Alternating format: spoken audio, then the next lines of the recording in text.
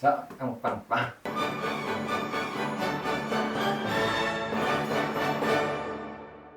여러분 안녕하십니까? hun천병원 김상봉 원장입니다. 오늘은 지방이와 함께 알아볼 것은 바로 퇴행성 관절염이에요. 퇴행성 관절염, 오늘 원인이 여러 가지가 있겠죠. 그 중에서도 관절연골이에요. 관절연골. 대체 연골이 뭘까요? 이 퇴행성 관절염은요, 관절연골에 생기는 현상이에요. 관절연골을 다른 말로 골연골, 뼈연골이라고 하고 영어로는 카틸리지. 여기에 손상이 생기는 건데요. 이 손상이 생기는 게 바로 이 교원질이에요.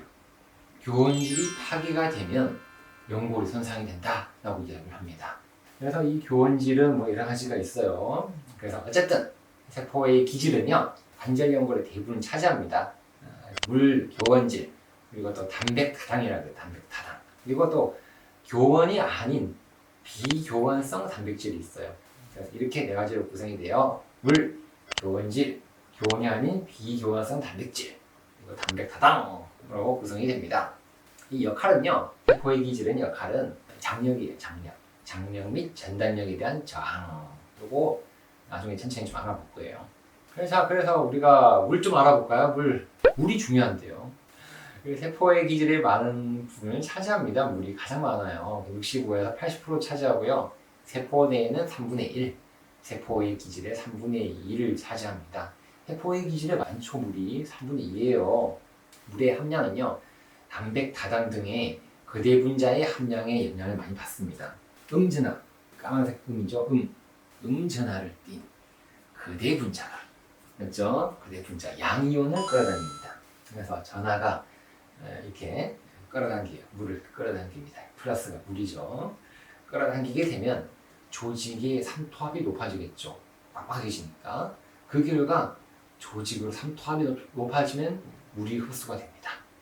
물의 농도가 다 다르겠죠. 아무래도 거대 분자의 크기와 농도는 연골의 층에 따라 달라져요.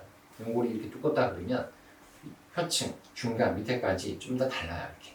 그래서 층에 따라 달라집니다. 이 따라서 농도가 달라지는데요. 참 신기한 일이죠. 물도 소통을 합니다. 관절이 이렇게 운동하는 동안 있죠. 막 움직이고 이렇게 비벼지고 압박하는 동안에 물은 연골 조직의 내외를 지속적으로 소통을 하게 됩니다. 자, 그리고 물은요, 연골 표면에서 당연히 역할이 뭘까요? 윤활입니다. 윤활. 연골 내의 조직의 수압을 증가시켜서 연골이 압축력에 저항하게 해줍니다. 교원질 이야기할게요. 교원질. 섬유성 단백질이에요. 섬유성 단백질이고요. 관절 연골이 표제층에 있어요. 표제에 있고, 표제층이 제일 표면에 가장 풍부하고 가장 많아요. 그리고 깊어질수록 적어집니다. 밑으로 갈수록 없다라고 보시면 돼요. 교원질은 종류가 여러 가지가 있어요. 콜라겐은 2, 5, 9, 10, 11 많죠? 많은데 제일 중요한 건 2형입니다. 2형. 이 2형은요, 관절 연골을 이루는 주된 교원질입니다. 그래서 전체 교원질의 무려 90에서 95%까지 차지해요. 혼자서 다 차지해요, 그냥. 그래서 각 교원질은 측면별로 공유 결합을 합니다. 이 교원질이 이게 교원질인데, 각 교원질은 측면별로 공유 결합을 해가지고 교원 원섬유를 형성합니다. 그렇죠? 교원 원섬유. 교원들이 모여가지고 이제 뭐 한 개 만든 거죠. 콜라겐 피브릴이라는 콜라겐 피브릴. 교원 원섬유가 또 모입니다. 모여가지고 이제 망을 이룹니다. 교원 섬유망. 이 전체를 우리가 섬유망이라고 하죠. 망처럼 보이지 않습니까? 각 한 개는 원섬유. 이런 주로 한 개는 원섬유, 콜라겐 원섬유고, 이걸 다 합치면 섬유망이다라고 보시죠. 섬유망이에요. 연골의 구조적인 형태를 제공해주겠죠. 여기 있으니까 당연히 아무래도 로고가 있는 것보다는, 물만 있는 것보다는 이게 있어야 받쳐주겠죠. 기둥 같은 역할이에요, 콜라겐이.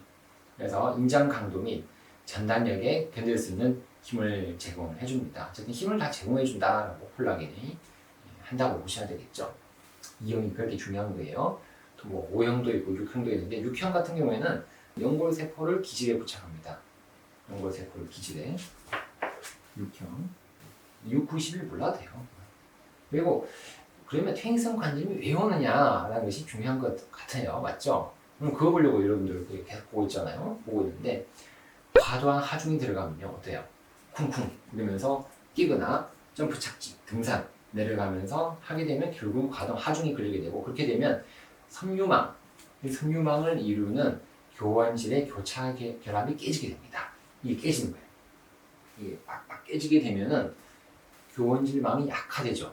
약화되고 깨지니까 당연히 느슨하게 되겠죠. 이렇게 되면 많은 물이 섬유망 내로 침투되어 들어가서 관절 연골을 팽창시킵니다.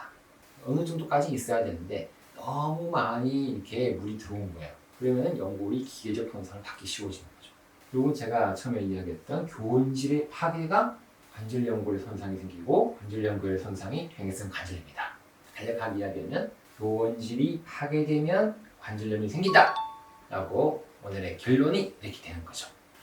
영상 준비했으니까 영상을 조금만 더 보시도록 할게요. 그럼 이해될 거예요. 관절연골과 관악상연골의 차이점을 알고 계셔야 되겠죠. 관절연골을 우리가 카틸리지라고 부른다 그랬죠. 관악상연골을 메니스커스라고 부릅니다. 역할이 달라요. 메니스커스는 충격을 흡수해주는 역할입니다. 그 다음에 관절연골은 부드럽게 움직여주는 역할이라고 그랬죠. 메니스커스도요, 윤활 기능이 있어요. 다 비슷하지만 굳이 따지자 보면 조금 다르다라고 보셔야 되겠죠. 그래서 관절염이 생기게 되면요, 여기 카틸리지, 관절연골에 구멍이 생기게 됩니다. 여기 손상이 생기는 것을 관절염이라고 하죠. 자체적으로 여기 관절염이 생기기도 하겠지만은 대부분은 이 메니스커스, 관악상연골이 찢어지고 파열이 되게 되면 여기서 충격 흡수 역할을 못하게 되고, 그에 따라서 부하가 하중이 그대로 관절연골에 가기 때문에 여기에 구멍이 나게 됩니다. 교원질 콜라겐인데요. 뼈에 붙어있는 하얀색, 이것이 우리가 카틸리지다 있죠. 이걸 확대해보면 이렇게 되는데요. 자, 이게 뭔가 까만 것들이 보여요. 이걸 확대해볼까요? 짜잔, 이렇게 되는데요. 이 초록색이 콘드로사이트, 연골세포예요. 그리고 까만색, 머리카락처럼 보이죠? 이걸 우리가 콜라겐, 교원질이에요. 보니까 층에 따라 다 다르죠. 뼈층, 중간, 깊은 층, 그리고 이거는 칼시파이드 존은 석회예요. 이건 뼈예요, 뼈. 달라요. 뼈층에서는 세포도 많죠. 여기 연골세포도 많고 교원질도 많아요. 근데 안에는 조금 이상한 거죠. 이렇게 모양이 달라요. 자, 여기 보면 그 연골과 지구는 비슷하다라고 저는 생각을 해서 이 그림을 좀 들고 왔는데요. 이렇게 표층에요. 표층에 교원질이 제일 많습니다. 그리고 또 수평으로 배열이 되어 있어요. 이렇게 되어 있어야 좀 더 충격을 잘 흡수를 하고 매끈매끈하거든요. 이렇게 엉클엉클하면 안 되겠죠. 이렇게 되면 또 이렇게 여기는 막 세로로 서 있죠. 그러면 좀 거칠어요. 거칠어서 안 좋죠. 이런 모양이에요. 그래서 교원질의 양은 다 다르다라는 것이 핵심이 되겠죠.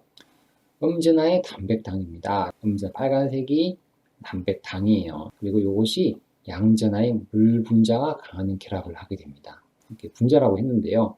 정확하게 설명하면 이온입니다. 이온. 이렇게 결합을 합니다. 결합을 하게 되면 섬유망의 제한된 부피에 의해서 균형을 이룹니다. 여기 보니까 여기도 균형 동그랗게 되어 있죠. 균형을 딱 잡고 딱 박혀져 있죠. 그런데요, 여기 보니까 퇴행성 변화가 생겼어요. 과도한 하중 등으로 섬유망을 이루는 교원질의 교차 결합이 깨지게 되면, 여기 보세요. 교원질이 깨졌죠. 여기 깨지고 여기 깨졌어요.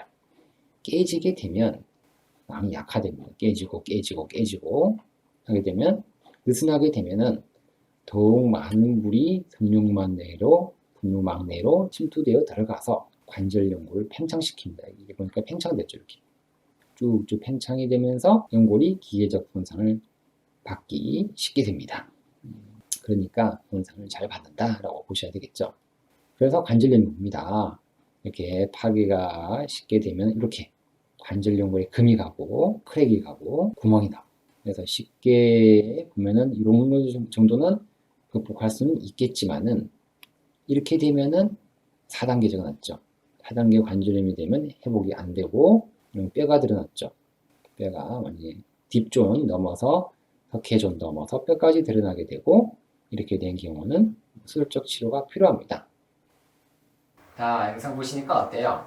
무리한 하중은 피하셔야 하니 교원질이 파괴가 안 됩니다. 영상 마음에 드셨죠? 너무 쉬웠죠? 어떻게 해야 되죠?